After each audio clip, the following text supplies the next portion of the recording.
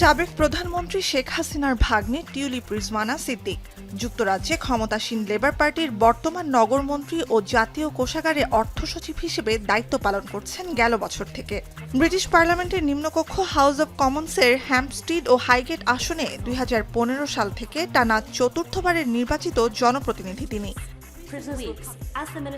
গেল ৫ অগস্ট শেখ হাসিনা ক্ষমতাচ্যুত হয়ে গোপনে দেশত্যাগের পর থেকে নানা ঘটনা প্রবাহের ধারাবাহিকতায় হাসিনার বোন শেখ রেহানার মেয়ে ব্রিটিশ নাগরিক টিউলিপের নাম জড়ায় বিভিন্ন ইস্যুতে।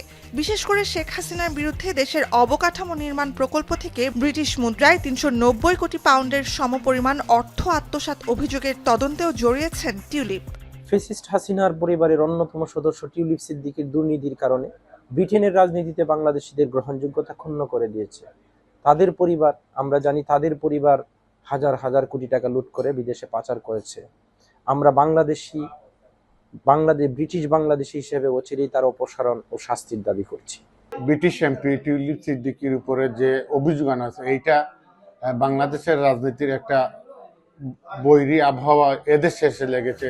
এ ঘটনার প্রেক্ষিতেই যুক্তরাজ্যে সরকারের গুরুত্বপূর্ণ পদ থেকে ৪৩ বছর বয়সী পার্লামেন্ট সদস্য টিউলিপকে অপসারণের দাবি জানিয়েছেন প্রধান বিরোধী দল কনজারভেটিভ পার্টির নেতা কেমি ব্যাডেনউচ। সামাজিক যোগাযোগ মাধ্যম এক্সের নিজ অ্যাকাউন্ট থেকে শনিবার মধ্যরাতে এ সংক্রান্ত দুটি পোস্ট দেন তিনি।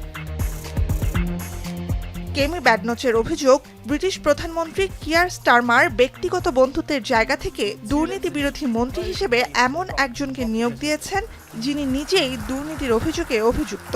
ব্রিটিশ কোষাগারের অর্থ সচিব হিসেবে দেশের আর্থিক অপরাধ, অর্থ পাচার ও অবৈধ লেনদেন দমনের দায়িত্বে নিয়োজিত টিউলিপ।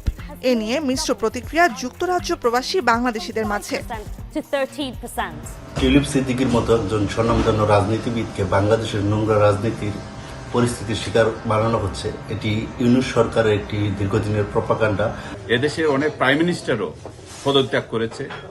তার এখনই পদত্যাগ করে এই বিষয়গুলোকে আইনিভাবে মোকাবেলা করা বা তার যদি কোনো ডিফেন্স থাকে সেই ডিফেন্সগুলো সে পদত্যাগ করেই করা উচিত।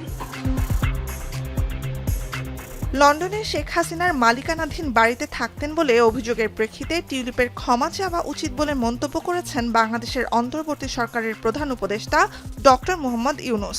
তার মতে টিউলিপের ব্যবহৃত বাড়ি ও সম্পত্তির উৎস খতিয়ে দেখা উচিত। যুক্তরাজ্যের সাপ্তাহিক সংবাদপত্র সানডে টাইমসকে ইউনূস আরও বলেন, সহজ ভাষায় ডাকাতির মাধ্যমে অর্জিত হলে সেসব সম্পত্তি বাংলাদেশ সরকারকে ফিরিয়ে দিতে হবে টিউলিপের। তবে এসব অভিযোগ প্রত্যাখ্যান করেছেন লেবার পার্টির নেতা। নিজের সাফাইয়ে ব্রিটিশ সরকারকে চিঠিও দিয়েছেন তিনি। টিউলিপের বিরুদ্ধে ব্যবস্থা নিতে হলে অভিযোগের সত্যতা যাচাই করা হবে এবং প্রয়োজনে আরও তদন্তের ব্যবস্থা নেওয়া হবে বলে জানিয়েছে ডাউনিং স্ট্রিট। ব্রিটিশ প্রধানমন্ত্রী স্টারমার জানান, নিজের মন্ত্রীর ওপর তার পূর্ণ আস্থা আছে এবং তদন্তের সহযোগিতার আশ্বাস দিয়ে টিউলিপ পূর্ণ দায়িত্বের পরিচয় দিয়েছেন। নুজহাত কামাল, এখন বিশ্ব। কালার এক্সপার্ট, জর্জ স্যাপ এবং মাইল্ড অন হ্যান্ডস টেকনোলজি সমৃদ্ধ অরিক্স ক্রিস্টাল ওয়াশ আপনার লন্ড্রি এক্সপার্ট।